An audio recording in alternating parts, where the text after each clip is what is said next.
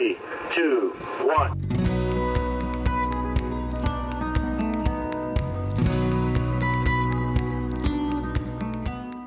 Hi, welcome back to Show Me Trucks. In this video, I go to an auction in Clearfield, Pennsylvania. And also, luckily, in the same town is a guy that had a bunch of Chevy Suburban truck parts. So, luckily, I got to go see both. Let's see what I picked up.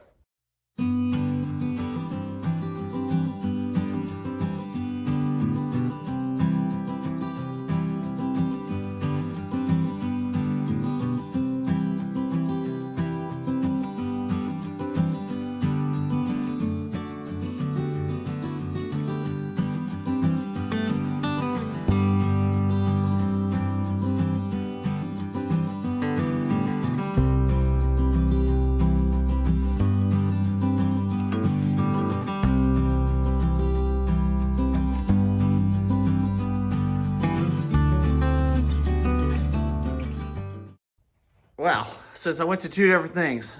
The auction, I got there early. I checked out all the pictures. I was kind of thinking it was a bigger shop that would have more stuff. And he had a lot of stuff crammed into a kind of a little shop. This hitch.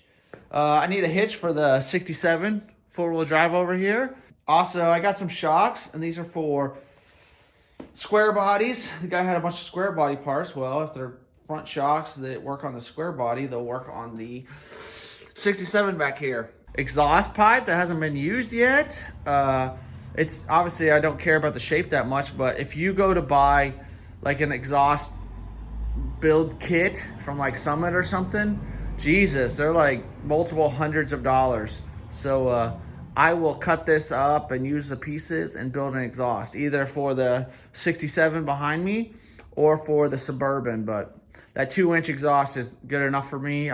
Neither of them are gonna have a real high horsepower engine.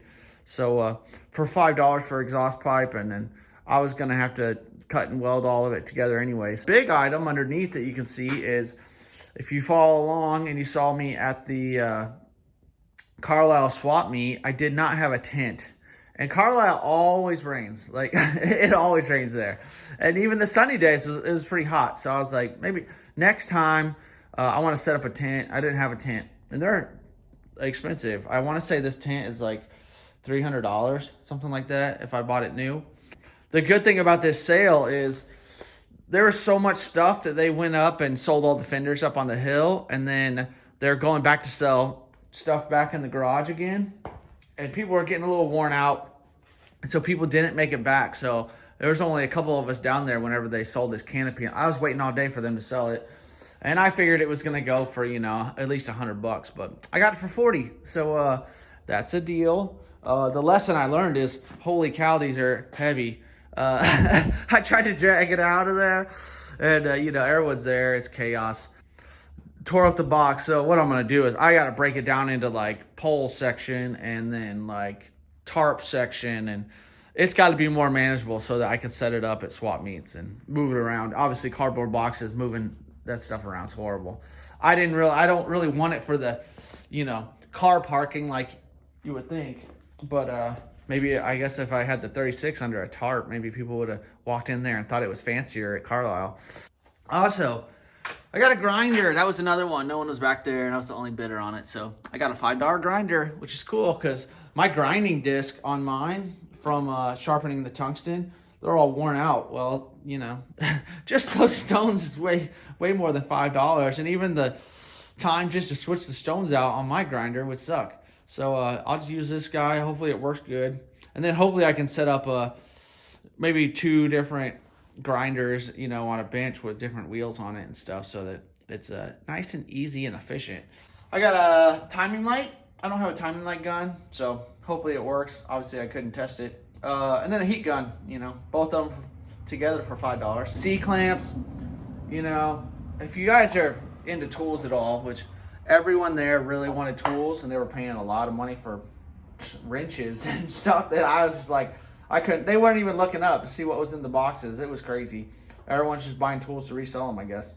There were some nicer C-clamps that I passed on. The price got a little high. I think I spent $10 on these. But the newer C-clamps you'll get have like a clamp here, And they always seem to open up or strip out. It's just, I don't know, they kind of suck. So I was like, I'll just buy these little decently sized ones.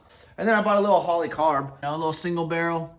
And I don't even really know what it goes to. The paperwork behind it is for like a little international harvester or something. But I was looking it up. I think it's just Ford used them. Some other people used them. Because I'll probably be using a little straight 6 in it, I thought I would get an extra carb. I spent $15 on it, Hopefully it works out. Another one I got is a little pot blaster. I'm sure it's not great, but $15. Hopefully, it works, or I can scavenge some parts off it. Because I want to set up my blast cabinet over here with a pot blaster, and it'll just catch all the sand in there. Oh yeah, and the other thing I got at that auction was all these pulleys. And this is turning out to be a better deal than I thought. I was just like, I'm going to buy some extra brackets, and hopefully there's like some alternator brackets and stuff in there, and then some pulleys, because the big issue I'm having is I'm really having trouble finding a V8 for my 67. And a lot of them don't have the front accessories on there. So I was like, well, let me just buy everything I can for cheap, because I bought, all the pulleys and all the brackets for $5. They're just in this weird little bag. And then I was like, yeah, hopefully I can use some stuff. But when I did some research, there's a receipt under there from 92. It looks like almost all of it is a big block Chevy, like AC brackets and alternator brackets and stuff. So it's all brand new GM parts. So there's part numbers in there. So I'm just going to research all that, throw that all together, and either sell it on eBay or on Facebook or something. But I might keep the pulleys, because to me, there's probably no way for me to really figure out what those pulleys go to. It'll probably just be a test to fit kind of issue. All those brackets are new, and even back in 92, before, the inflation hit, that's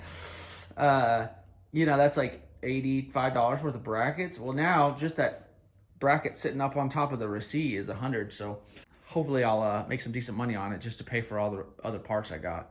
I got real bummed at first, because obviously if you ever go to an auction, they sell all of your cheap junk first, and then slowly make it to the bigger, more exciting items.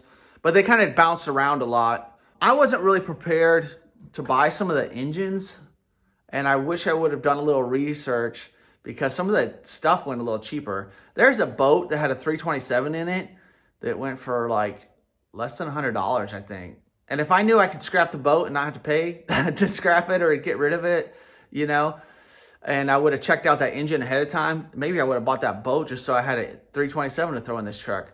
I kind of want a 350, but I kind of messed up there, I'll tell you that. But I didn't really want to deal with the boat. And then there were some engines there that I thought were going to go kind of pricey, and like a 454 big block that I didn't really want, and some guy was sitting next to it, and it tipped over on its side. But I think that big block went for $20 or $30, and it was missing some accessories, but obviously I have some of them. I just thought that was kind of crazy that, And then later on, whenever they finally got to some of the 6-cylinders, and there were some 283s in there, and it was basically, they were just begging people to take them. I don't think a single engine went over $30. But some of the old guys there were crazy. It's just crazy. Like I said, they didn't even look up. They're just sticking their hand up to buy something so they can feel good about buying something, I guess. There's guys, the one guy was my favorite, who sat right next to me. I saw him, he bought an intake. I think it was aluminum intake. And it still had a radiator hose on it. And he dragged the intake across the ground all the way back to his truck with the radiator hose like he's walking a dog.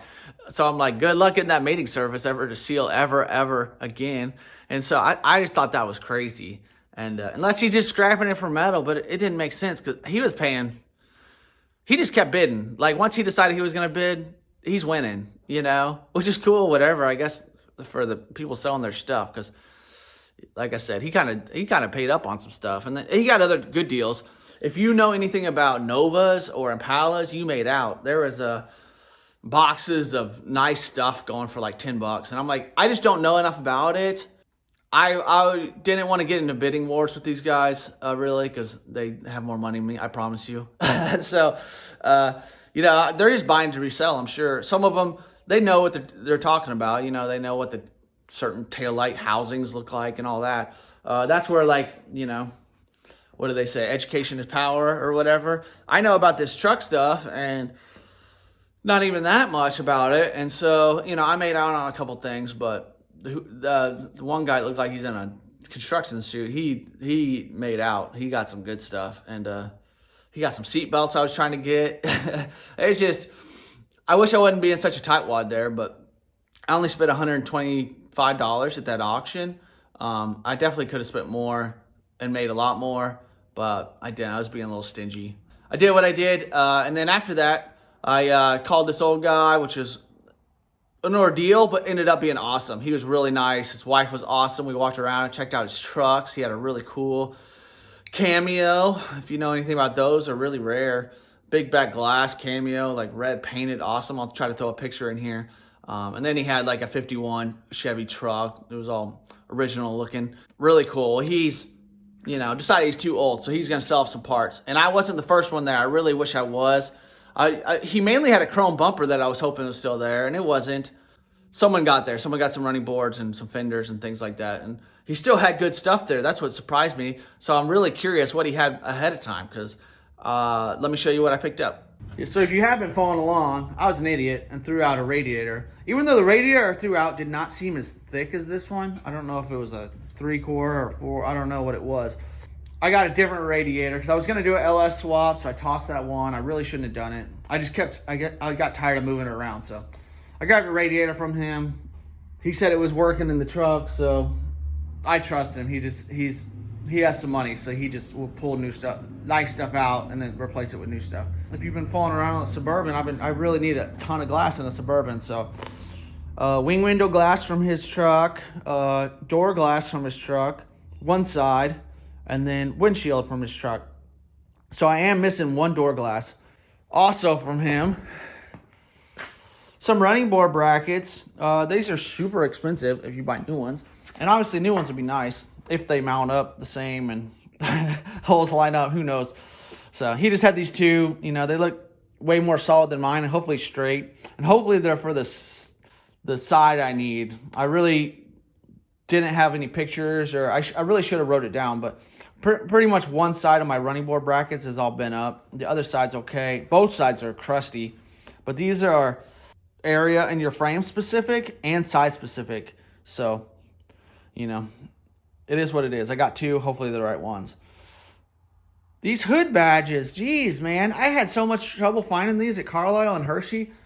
If you heard me complain about the other one, I did buy one of these, the one that's up on my bench up here, at Hershey. I walked both of them. I think I only saw one other one at all of Hershey and Carlisle put together. So he had all three of these. One of them still has the mounting tabs in the back, which is pretty rare because usually they're all gone. Just like in mine, they're all gone. Let's see, I think it's this one.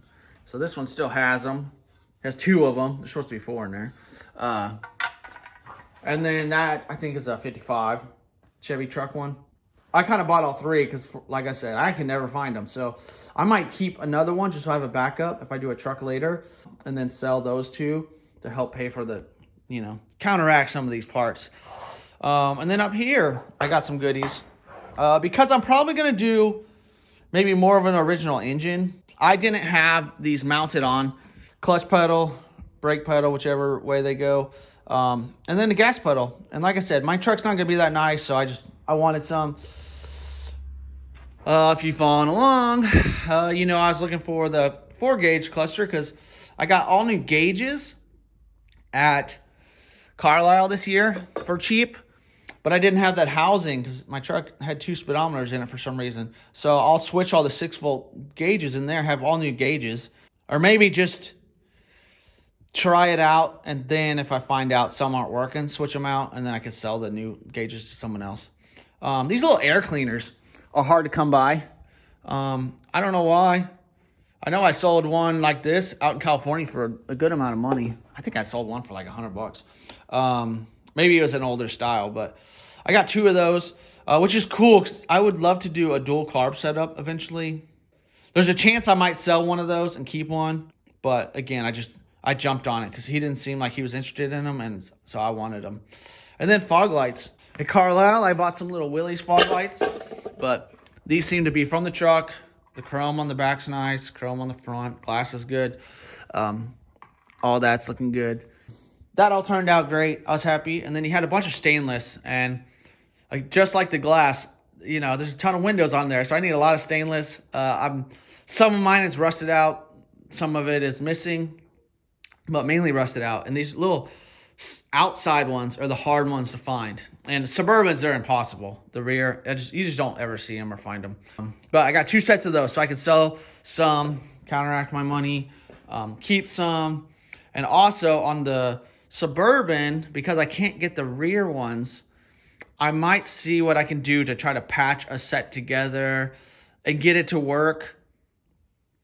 And maybe just have some more of these little in-between clips and try to get the rear ones all in, because I'm not crazy enough to spend $1,000 on some rear Suburban trim pieces. If you can find them, you can't. Like, anytime I put an ad for Suburban parts, everyone asks me for those. And it's apparently, if you're on the internet, everyone asks for them. Like, that's the #1 thing everyone is missing. So some of this stainless, I'm not even sure if it's correct or to that truck. I'm pretty sure this set is like windshield stainless trim, which makes sense. It looks kind of right to the truck, and it looks like there's 3 in there. So obviously missing one, but this trim looks a little different. So if you can see in there, it's got like a weird contour to it. If you guys know what that goes to, I don't know. He also had a 46, so it might have been a little earlier truck. But this stuff, let's see what I can see, has more of the, you know, bubbly look, like most of it. So all of this, to me, is probably not to the truck. This might be this set. It just has these little bends. You know, it's a little bent up, but the same thing. I also don't know how it attaches. I seriously don't know how that would attach to the rubber, because it doesn't have little like tabs that go in. It's just kind of a little channel. So I haven't really dealt with these trucks, like I said, so I don't really know how that goes. There's a couple of these little top bars, and those are like T-shaped, more like you would see on the windshield stainless on a 67. And then these little bows, again, don't know. They look a little different. I don't know if maybe the one window I could see that maybe being to is maybe that's to clamshell, a rear clamshell for a Suburban, which would be really cool because someone will definitely want that. But again, if you're there, buy it all. So all those parts from him, I think I spent $175, and I did pay up a little bit. You know, radiator is probably good. If I bought an aluminum radiator, I'm probably $150, you know, and I didn't really want an aluminum radiator. I kind of want a brass one. I kind of want it more original. Like I said, I don't want to buy a whole lot of new things for that truck. I could probably sell those badges alone and just pay for all the rest of the parts I just bought. If you buy it all, you know, hopefully you can sell off the parts you don't need, and then it's not so bad on your pocketbook. But another little side project. Last night I was on the fence about this Chevy 250 engine that I bought over here. Like, I like the engine, but I'm getting real frustrated with not finding an engine for the 67. So I was like, I think I'm gonna post this engine up. For one, it will free up a little money, and maybe I'll use that to buy an engine for the 67. But also, this guy still has a lot of parts over there, and he has a lot of engines over there. He has several 216s, a couple 235s.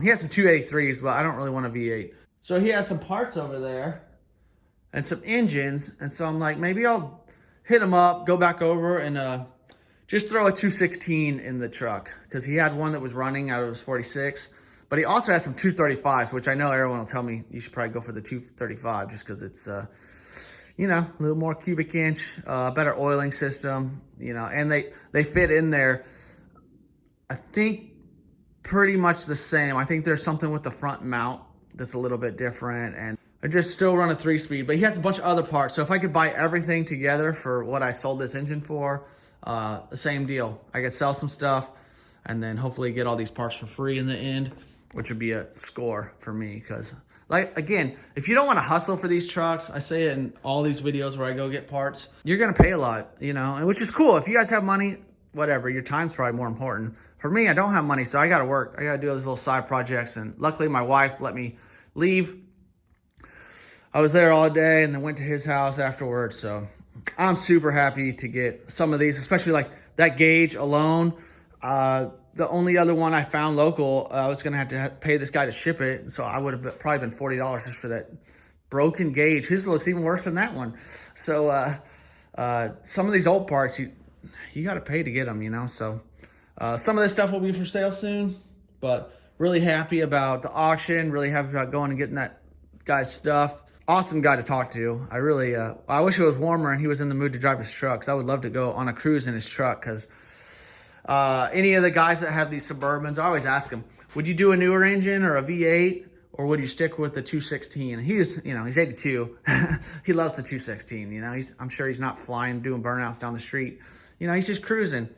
And that's what I want with the Suburban, but the Suburban's got some weight on it, you know, and I want to put some good amount of miles on it. I want it to be a daily driver. So I'm a little worried in that sense of the 216 not being able to keep up. Plus, doing any engine work to any of these 6-cylinders, especially the 216, because it has Babbitt bearings, is unbelievable. So maybe I'd run the 216 and buy the 235, and then just maybe fix up the 235 for whenever I finally have enough money to throw it in and put some fancier parts on it, because it's a little easier to find speed equipment for the 235s and 216s and 261s. Once you get into these newer ones, you know, they're a little more expensive. Mainly, it's more guys, it seems like, want to hot rod them and throw a 4-barrel on it, and I really don't want that. I either want the dual carb, you know, with little singles, or even the triple carb on it, you know, something like that, just to kind of have a little bit more of an old school look.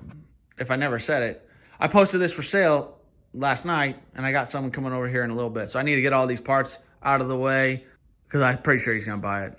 I have no idea what he's putting in, but he seems pretty content. You know, a running engine, you'll find, is priceless. If you're selling an engine and someone can't hear it run, they're not going to pay you much for it. But, you know, I didn't really make much money on it. I'll probably it'll kind of pay for my labor going down there. But I spent $80 in gas to go pick that up a day of my time. At least if I could kind of break even for the day, and then have that money and either throw it at that 216, or maybe throw it at trying to find a 350, a running 350 for this truck. So thanks for watching. I hope you guys enjoy seeing all the new parts I got.